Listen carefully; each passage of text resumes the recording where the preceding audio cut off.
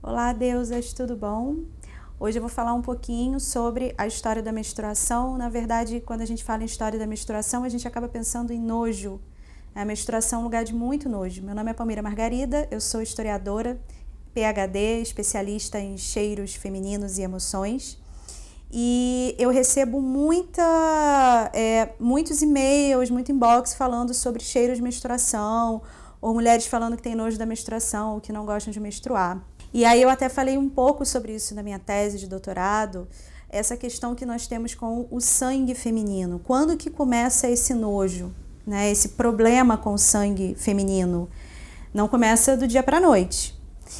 Ele provavelmente começou, né, fazendo aí um circuito histórico, com a Reforma Gregoriana. A Reforma Gregoriana foi uma reforma em que a instituição religiosa católica passou no século XII, com Gregório, né, que foi um papa.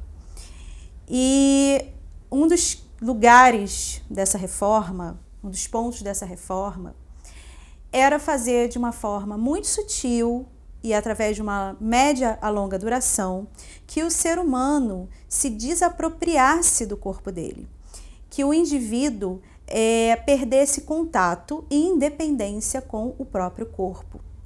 E para que isso? Bom, o nosso corpo, ele é um lugar de prazer, ele é um lugar de pulsões sexuais, de pulsões de memórias, de pulsões emocionais. Quando nós temos um contato com o nosso corpo, nós nos tornamos muito poderosos. Muitas pessoas, a maioria das pessoas, até hoje, elas não têm consciência corporal. A gente não sabe quando o nosso corpo está doente, a gente não consegue avaliar quando ele não está bem. Às vezes a gente sente algumas coisas no corpo e a gente não entende o porquê, geralmente é de fundo emocional, geralmente é porque a gente não está fazendo alguma coisa pela gente, ou porque nós estamos sentindo algo mental, né, emocional. E aí, para a instituição religiosa que se formava, ela precisava que esse homem perdesse, né, esse indivíduo perdesse o contato com o próprio corpo, para que ele perdesse a sua própria independência, o seu próprio autopoder e o seu processo de autoconsciência. Quanto menos você conhece seu corpo, menos consciência você tem. E por quê? Porque era necessário acreditar num Deus que estava fora. Deus, ele sai de dentro de você, a divindade sai de dentro e ela se torna algo fora. E o que poderia ser essa divindade dentro? Era a realização do próprio corpo, era você dançar, era você gozar, era você sentir os 5 sentidos, que a gente perdeu a ligação com os 5 sentidos muito. A gente não vive o máximo da potência dos nossos sentidos. E aí era preciso tirar esse indivíduo do próprio poder dele para que ele passasse a aceitar, acreditar e principalmente temer a um Deus externo. E esse Deus externo, né, a gente ouve muito esse termo, ele precisa ser temido. Então veio a mortificação do corpo. O corpo, ele precisa ser deteriorado. O corpo, ele precisa sofrer. O seu corpo e você está aqui para trabalhar. Daí que vem muito essa ideia de se chicotear, Opus Dei, a mortificação, a própria crucificação de Cristo, quando, né, toda aquela história de Cristo carregando a cruz. Tudo isso serve, eles se utilizam para criar o próprio calvário do indivíduo. Então o indivíduo ele está aqui para sofrer. Diante disso, tudo que era do corpo, tudo que é do corpo foi retirado, colocado como culpa ou como pecado. Pulsões, escatologias, pulsões sexuais, menstruação, sêmen masculino, tudo era pecado ou era sujo ou era culpa. Os 3, né, eram um pacote. Sendo que de todas essas pulsões do indivíduo, a que mais sofreu retaliação foi justamente o sangue menstrual. Por quê? A instituição religiosa católica, ela estava querendo cada vez mais ser dominante, dominar a mente das pessoas. E o sangue menstrual, ele tinha um poder simbólico e ritualístico muito forte ainda na cabeça das pessoas, não só entre os pagãos, né, que eram considerados pagãos, mas entre todas as pessoas. Por quê? Quando o paganismo ele começa a ser sobrepujado, as pessoas elas não abandonavam o paganismo ou o que elas acreditavam de uma hora para outra. Né? Isso é um processo de longa duração. Então, por mais que a pessoa se tornasse católica, ela continuava, e as gerações posteriores também, a acreditarem em simbologias e rituais que os ancestrais delas faziam. Isso é uma questão cultural, mental, de memória, todos nós somos assim. A gente não deixa de fazer uma coisa hoje só porque a gente se tornou uma outra coisa. Né? Isso demora para sair da gente. E o sangue menstrual, ele tinha um poder muito grande. Por quê? Desde o final do Paleolítico, o sangue menstrual era utilizado para o principal ritual devocional criado pela humanidade, que era o ritual do ocre vermelho. O primeiro outro grande ritual era o ritual aos mortos. Na verdade, o ritual aos mortos, você ritualizar os mortos, o corpo do morto, foi o primeiro grande ritual da raça humana, considerado como um ritual. Logo depois veio o ritual do ocre vermelho, que era a utilização do ocre vermelho, uma tinta natural, que era utilizada para fazer algumas pinturas rupestres dentro das cavernas, nas pedras, e eles utilizavam o ocre vermelho porque representava o sangue feminino. Eles entendiam que naquele sangue havia algo de muito poderoso. A mulher, ela menstruava, ela sangrava, não morria. Quando ela parava de sangrar, ela ficava grávida.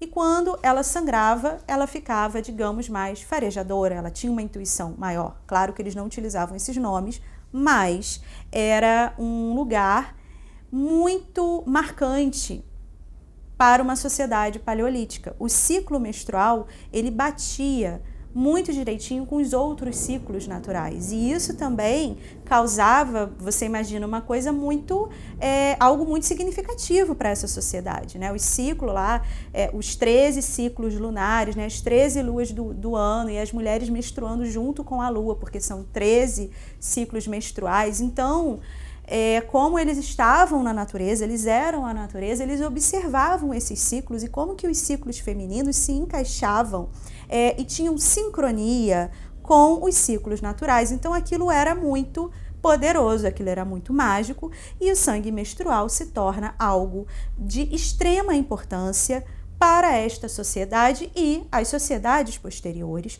continuando a ser algo extremamente simbólico e ritualizado.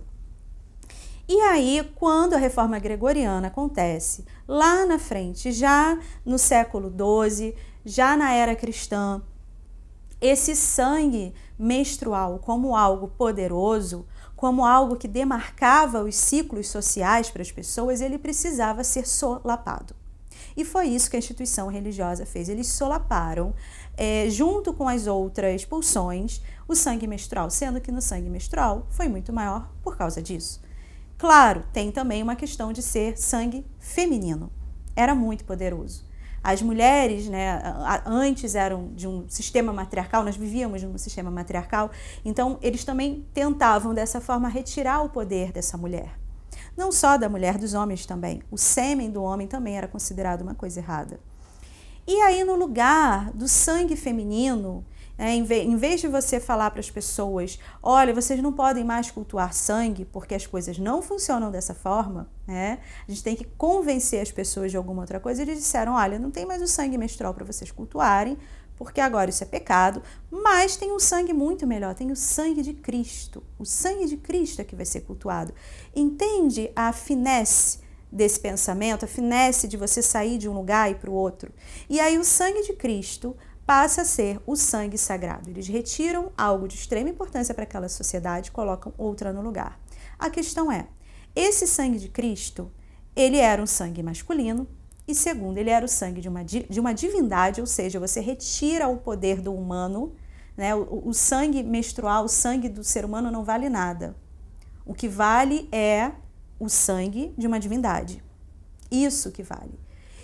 E o terceiro, quando você diz que o sangue de Cristo é muito simbolicamente potente, só que esse Cristo que a igreja cria é um Cristo mortificado, você está dizendo para as pessoas que elas devem sofrer e não que elas devem se regozijar com as pulsões dela. Eles transformam Cristo em uma pessoa mortificada, numa pessoa que passou por um calvário, numa pessoa triste, enquanto Cristo não era isso. Então, esse sangue novo que vai ser simbolizado, que vai ser ritualizado, ele é um sangue de uma divindade, ele é um sangue externo, ele é um sangue do masculino, mas o masculino para mim ele não pesa tanto. O que pesa de fato é ser um sangue externo ao indivíduo, é um sangue divino e é um sangue mortificado. Então, a partir de agora, você precisa se mortificar, você precisa sofrer. O seu corpo, a sua carne serve para o trabalho.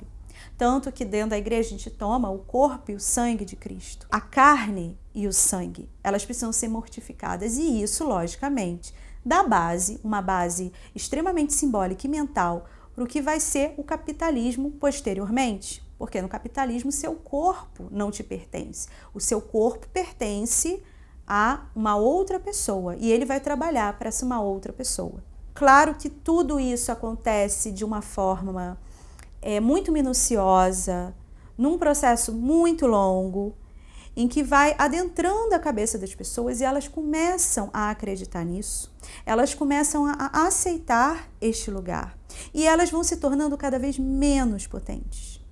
Elas vão começando a ter cada vez mais vergonha do corpo delas, elas passam a ter cada vez mais vergonha de ter prazer, qualquer tipo de prazer. Elas passam a ter vergonha de dançar, elas passam a ter vergonha de exibir o seu corpo, de movimentar o seu corpo. Por que hoje nós temos tanta vergonha? Tirando os bailarinos, as pessoas que dançam, mas as pessoas têm vergonha de dançar numa festa. Você já se perguntou por quê? E aí vem o sangue menstrual. Por isso também nós temos vergonha, nós temos nojo, nós temos preguiça de menstruar. Porque nessa sociedade capitalista também é tudo muito rápido, tem que ser tudo para ontem. A gente não respeita os ciclos do nosso corpo, a gente nem sabe que a gente tem ciclo no corpo. A gente esqueceu isso, a gente perdeu a independência do nosso corpo, de entender por si o que há em você. Então essa é uma explicação histórica que eu trago, para a questão menstrual, mas não só para a questão menstrual, mas para todas as pulsões do nosso corpo.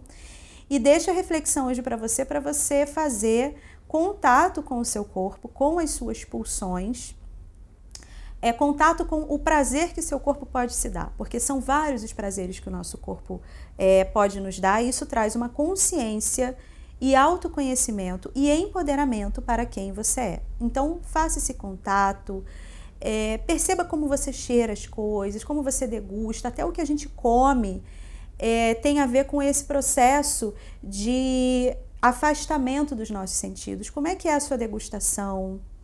Como você vê as coisas? Se você se permite ser tocado pelas pessoas, se você gosta, se você se toca, se você tem consciência do seu corpo, pense em tudo isso, que eu tenho certeza que se você começar a prestar mais atenção em você, nas suas pulsões, no seu corpo, devagarinho você vai entrar num processo de empoderamento, num processo de autoconsciência que vai te libertar de muita coisa. Curte aqui esse vídeo e se inscreva no meu canal para você receber todos os meus vídeos. Um grande abraço, até a próxima!